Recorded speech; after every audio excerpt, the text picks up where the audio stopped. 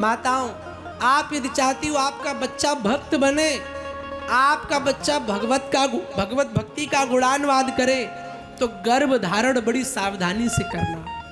16 संस्कारों में पहला संस्कार है गर्भ धारण, गर्भाधान संस्कार। आज जानवरों की तरह प्रवृत्ति हो गई इंसान की साहब, हम जानवर जैसे बनते जा रहे हैं। कभी भी कुछ कहीं पर कैसे तीर्थ यात्रा, हर जगह हमें वासना ही नजर आती है। जब भी गर्भ धारण करो तो याद रखो, ऋतु काल में जब स्त्री ऋतु काल हो, जब वो बच्चे के लिए पूर्ण रूपेण तैयार हो, तो उस समय उसको देखना चाहिए कि तिथि सुंदर होनी चाहिए। ऋतु स्नान के बाद प्रतिपदा नहीं होनी चाहिए, चतुर्दशी नहीं होना चाहिए, अमावस्या नहीं होना चाहिए, पूर्णिमा नहीं होनी चाहिए, एकादशी नहीं होनी चाहिए, ग्रहण काल नहीं होना चाहिए, भद्रा नहीं होना चाहिए, रिक्ता तिथि नहीं होनी चाहिए। ऐसे समय में जब गर्भ धारण करोगे, आपके गर्भ में भी प्रहलाद जैसा बच्चा प्रकट हो जाएगा।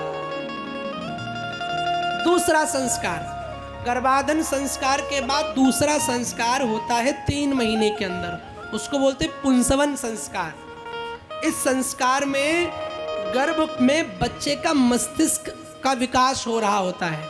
तो जब गर्भ 3 महीने का हो जाए तो अच्छे अच्छे भजन सुनो, अच्छी अच्छी कथाएं सुनो, अच्छे अच्छे प्रवचन सुनो, तो बच्चा भी वैसा ही बनेगा। पर आजकल की मम्मी जैसे गर्भ में बच्चा आया, डॉक्टर ने कहा बेड पर रेस्ट करो, बेड रेस्ट चाहिए, तो बेड पे बैठ गई और गाना लगा लिया, पल पल न माने टिंकू जिया। अब टिंकू जिया सुनोगी तो बच्चा प्रहलाद जैसा होगा। अब सैया रहते जमुना पार सुनोगी तो बच्चा ध्रुव जैसा नहीं होगा, फिर बच्चा भी वैसा ही होगा, जन्म लेते यो यो करेगा। ऐसे यो यो नहीं करेगा, चरण नाय दबावे, बड़ा खुला महाराज तुमको मिला है। गर्भ में जब भ्रूण हो, बच्चा हो, तो अच्छा अच्छा सत्संग करो। उसके बाद में तीसरा संस्कार 6 महीने में होता है, जिसको बोलते हैं सीमंतोनयन संस्कार। इस समय बच्चे के 3 महीने में बच्चा का विकास होता है मस्तिष्क का। इस समय बच्चे का मस्तिष्क बन चुका होता है, तो जो हम सोचते हैं उसका असर जाता है। तो जब 6 महीने का बच्चा हो जाए तो अच्छा सोचो, ठीक है, बढ़िया सोचो, किसी के बारे में बुरा ना सोचो। पर हम क्या सोचते हैं, जल्दी से 7 बज जाए, सीरियल लगा ले, क्यों कल सिमरन का पति कुछ करने वाला था, आज किया कि नहीं किया। मैया यही चक्कर में पड़ी रहती है। वो कौन कौन से सीरियल आवे, हमें तो नाम नहीं। हम बहुत छोटे थे तब उतरन आता था, अरे उतरन क्या चाहिए एक बार जोर से बोलना पड़ेगा।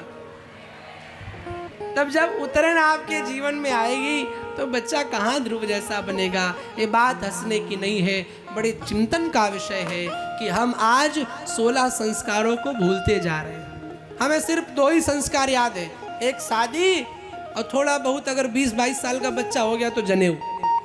यज्ञोपवीत ब्राह्मण का 9 वर्ष में होना चाहिए, क्षत्रिय का 11 वर्ष में होना चाहिए।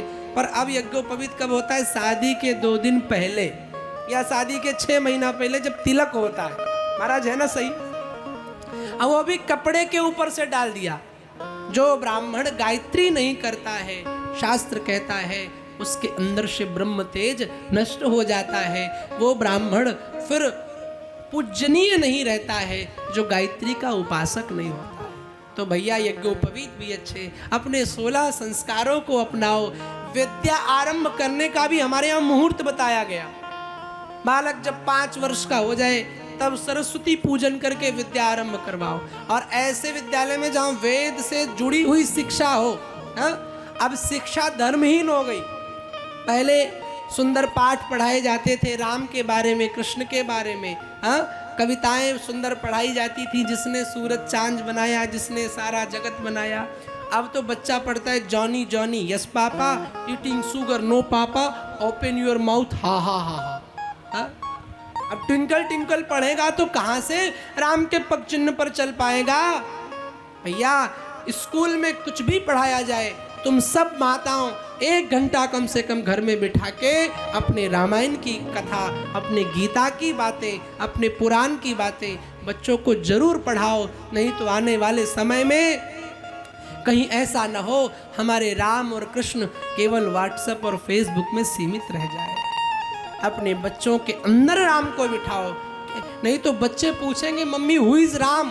और 40% अभी ऐसा समाज बन गया महाराज जी, जिनके घरों में बच्चों को नहीं पता कि कृष्ण की माँ का नाम क्या था, अभी भी नहीं पता। आप लोग पढ़ाया करो, माताओं बच्चों को बताया करो कि कृष्ण की माँ का क्या नाम, राम की माँ का क्या नाम।